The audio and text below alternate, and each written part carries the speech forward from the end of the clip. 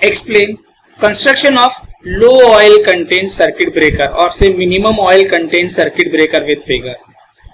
So in this, here it is. This is the top chamber provided. This middle one is the arc chamber or say circuit interrupting chamber, and this last is the supporting chamber. This is the mechanical linkage or operating lever mechanism. This is the moving contact, and here it is the fixed contact which is mounted with one terminal here. This is the drain cock to drain out the oil from the circuit interrupting chamber. This is the separator or say the plate of the bifurcation from the supporting chamber to the circuit interrupting chamber, and this is the drain cock from where the supporting chamber oil can be drained out. So now the top chamber is a small chamber and it kept above the circuit interrupting chamber or say circuit breaking chamber. This chamber provides the space to the oil of the circuit breaker chamber to expand. A separator is provided in this. This removes the sludge produced due to the arc by the centrifugal action. Now second most important thing in this is the interrupting unit or say arc chamber.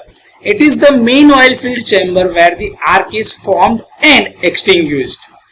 It contains fixed and moving contacts enclosed in a small oil filled compartment known as the arc pot or interrupter pot or say arc chamber.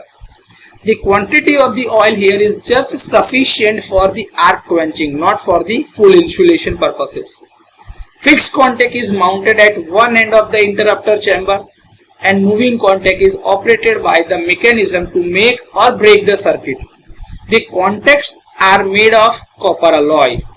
The operating rod or mechanical linkage connects to the moving contact to open or close the breaker.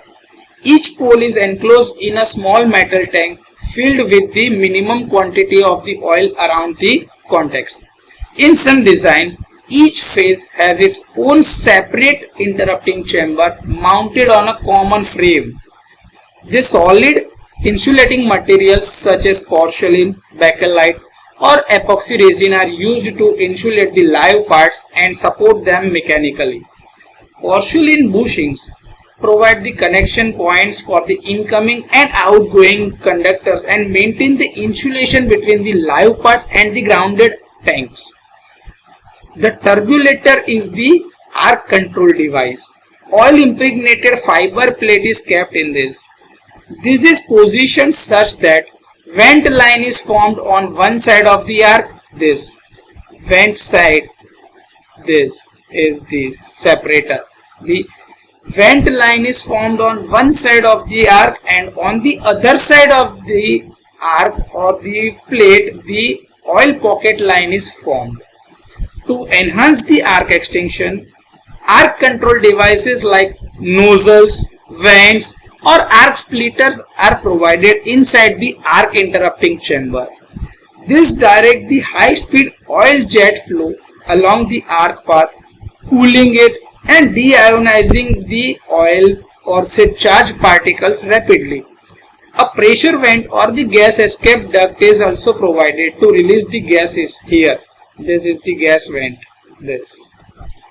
During the arc interruption, preventing the overpressure inside the chamber. The supporting chamber or the bottom part is the post of the porcelain kept on the chamber of the metal. Oil is filled in this. This oil is not in direct contact with the oil in the upper chamber. This oil works as the insulation. So this is the constructional information of minimum oil content circuit breaker.